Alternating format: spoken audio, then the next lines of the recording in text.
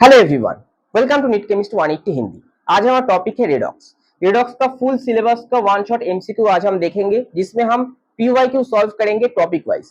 इस पूरे वीडियो को देखने के बाद रेडॉक्स से जो भी सवाल पूछे जाएंगे आने वाले नीट एग्जाम जो कि 5 मई को होने वाले हैं, आप लोग पूरा आंसर करके आ सकते हो। तो वीडियो को एंड तक जरूर देखिए अगर आप लोग नीट एस्पिरेंट हो। तो चलिए वीडियो को शुरू करते हैं। पहला सवाल है ऑक्सीडेशन नंबर का। What is the change in oxidation number of carbon in the reaction. ये रिएक्शन दिया गया है, मीथेन और क्लोरीन का फॉर्म हो रहा है कार्बन टेट्राक्लोराइड और HCl। इसमें ऑक्सीडेशन नंबर कार्बन का कौन सा नंबर से कौन सा स्टेट पे जा रहा है ये हमें जानना होगा। तो पहले मीथेन का ऑक्सीडेशन नंबर निकालते हैं, CH4। अब हाइड्रोजन जहां पर भी होगा एक्सेप्ट मेटल हाइड्राइड, यानी कि sodium hydride, calcium hydride, magnesium hydride, इसके अलावा जहां पर भी होगा हाइड्रोजन, वहां पर हाइड्रोजन को हमें +1 मान के चलना होगा। तो हाइड्रोजन +1, तो कार्बन को हम x मान के चलते हैं। तो x प्लस 4 कार्बन हाइड्रोजन है तो 4 into +1 is equal to as a whole कोई भी चार्ज नहीं है तो 0। तो यहाँ से हमें x पाएंगे हम, x इक्वल टू -4। तो मीथेन में कार्बन का ऑक्सीडेशन नंबर है -4। अब CCl4 में निकालते हैं, CCl4। अब देखिए यहाँ पर कार्बन और क्लोरीन के बीच में क्लोरीन इज मोर इलेक्ट्रोनेगेटिव, क्योंकि क्लोरीन राइट हैंड साइड में 17 ग्रुप में है और कार्बन 14 ग्रुप में है। तो क्लोरीन का ऑक्सीडेशन नंबर कितना होगा, -1, और कार्बन को हम y मान के चलेंगे। तो y +4 into -1, as a whole neutral है तो 0 आएगा, तो y इक्वल टू +4 आएगा। तो CCl4 में कार्बन का ऑक्सीडेशन नंबर है +4। तो यहाँ पर है -4 और यहाँ पर है +4। तो -4 से +4 में चेंज हो रहा है कार्बन का ऑक्सीडेशन नंबर। तो option C will be the correct answer. Question 2, the oxidation number of Cr in CrO5 is पूछा गया है।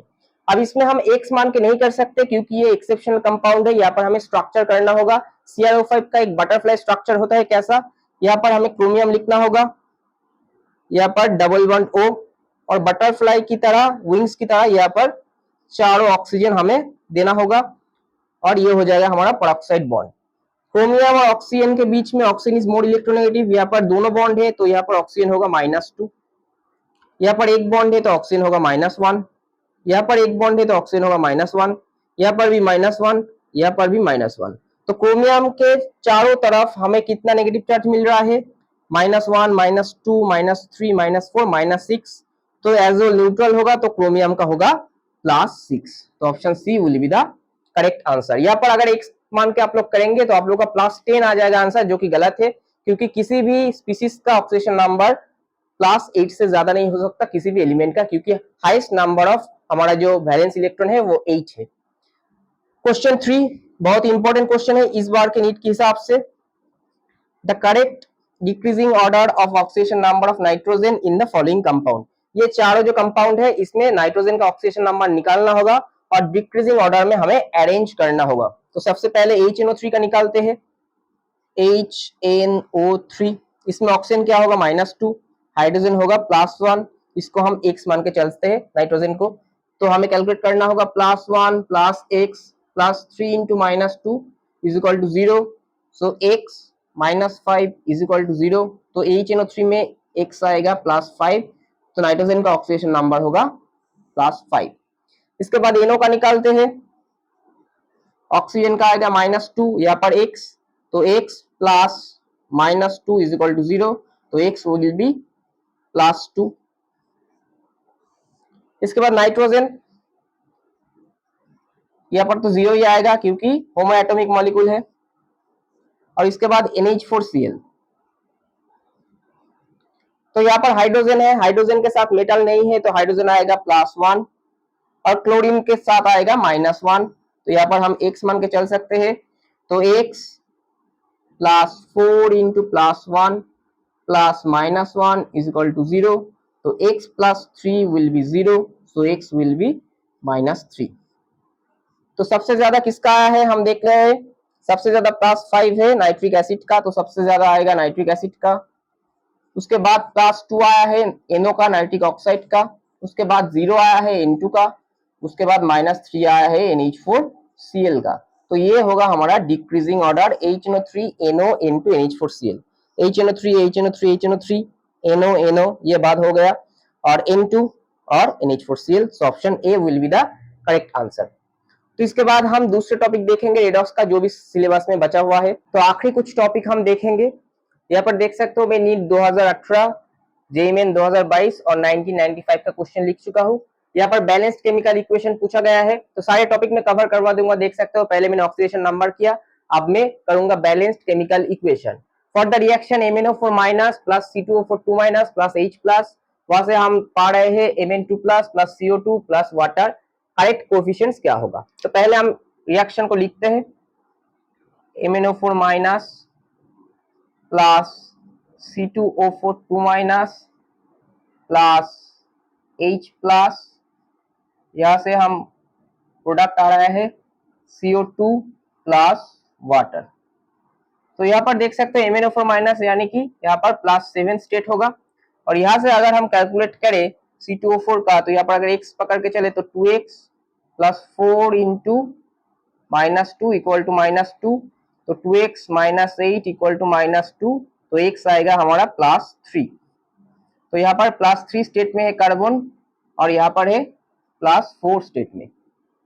तो यहाँ पर क्या हो रहा है, यहाँ पर ऑक्सीडेशन हो रहा है, ऑक्सीडेशन हो रहा है यानी कि लॉस ऑफ 1 इलेक्ट्रॉन हो रहा है। लेकिन यहाँ पर 2 कार्बन है, तो यहाँ पर हम इसको बैलेंस कर देंगे, तो लॉस ऑफ 2 इलेक्ट्रॉन हो जाएगा। एक कार्बन के लिए 1 इलेक्ट्रॉन, 2 कार्बन के लिए 2 इलेक्ट्रॉन। यहाँ पर +7 से +2, +7 से +2 ये रिडक्शन हो रहा है, और यहाँ पर गेन ऑफ 5 इलेक्ट्रॉन, तो 5 इलेक्ट्रॉन यहाँ पर गेन हो रहा है और लॉस हो रहा है यहाँ पर 2 इलेक्ट्रॉन। तो हमें इक्वल करना होगा इलेक्ट्रॉन गेन और इलेक्ट्रॉन लॉस। तो कैसे करेंगे, इसको 5 से मल्टीप्लाई करेंगे और इसको 2 से मल्टीप्लाई करेंगे, तो 10 हो जाएगा दोनों ही तरफ। यहाँ पर 10 इलेक्ट्रॉन आ जाएगा, यहाँ पर भी 10 इलेक्ट्रॉन आ जाएगा। तो 5 से अगर इसको मल्टीप्लाई करेंगे तो यहाँ पर क्या आएगा 5, और यहाँ पर आ जाएगा हमारा 10, और 2 से अगर मल्टीप्लाई करेंगे तो ये हो जाएगा 2 और ये हो जाएगा 2। अब हमें ऑक्सीजन को बैलेंस करना होगा। देखिए 8 एंड यहाँ पर 28 आ रहा है टोटल ऑक्सीजन। ऑक्सीजन टोटल आ रहा है कितना 8 एंड 5 4 28 20, तो 28 आ रहा है। यहाँ पर ऑक्सीजन कितना है 20 है, तो और 8 लगेगा तो यहाँ पर 8 आएगा। तो हाइड्रोजन कितना हो गया 16, तो यहाँ पर 16H प्लस।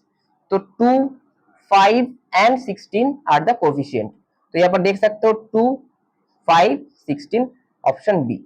ये नीट 2018 में दिया गया है। बैलेंस्ड केमिकल इक्वेशन आप लोग अच्छी तरीके से देख के जा सकते हो, क्योंकि यहाँ पर कोफिशिएंट पूछा जा सकता है। Next, which one can not act as reducing agent.